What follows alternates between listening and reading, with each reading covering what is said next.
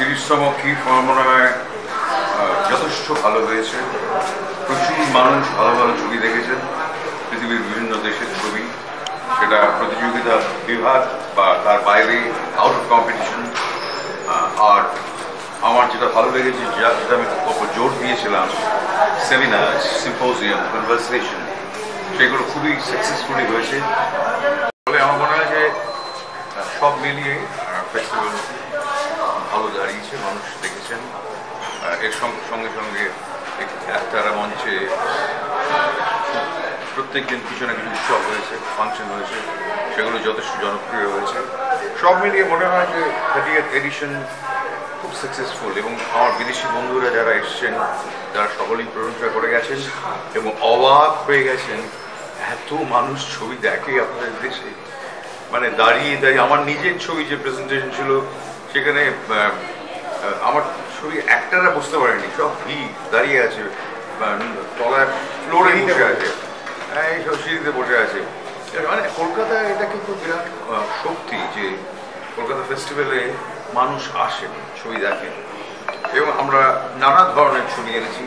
কোনো রকমের ছবি সিলেকশনে কোনো ইন্টারফারেন্স করেন সরকার, কখনই করেনি। সুতরাং খুব ফ্রিলি আমরা সারা বিশ্বের ছবি শুধু নয়, ছবির সঙ্গে তার সামাজিক অবস্থা, মানুষের সঙ্গে মানুষের সম্পর্ক, এই যে এখন সাংঘাতিক মানে মাইগ্রেশন হচ্ছে, সব কিছু মিলিয়ে একটা আমার মনে হয় যেটা ক্যালিওডোস্কোপ বলে আমার মনে হয় আমাদের ফেস্টিভ্যাল।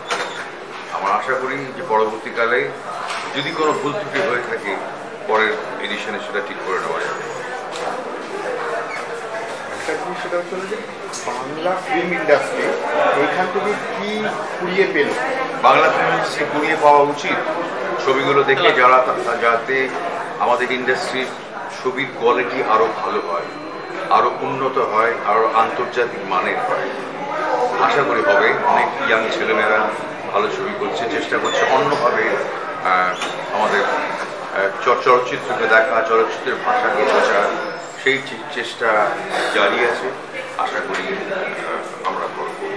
আমাদের বিদেশে কেউ কি আমাদের এখানে স্ক্রিন করবার জন্য আশা জাগালো বিদেশ থেকে যারা এসছেন, যে আমাদের ওয়েস্ট বেঙ্গলের ওপরে, মানে ওয়েস্ট বেঙ্গলে যে শান্তিনিকেতনে শুটিং করবো, বা এখনো সেই ক্যাম্পেইনটা আমাদের করতে হবে, বাইরের লোকরা যাতে আকৃষ্ট হয়। আমরা একমাত্র রাজ্য যেখানে ওপরে হিমালয় আর নিচে সমুদ্র, আর কোনো রাজ্যে নেই।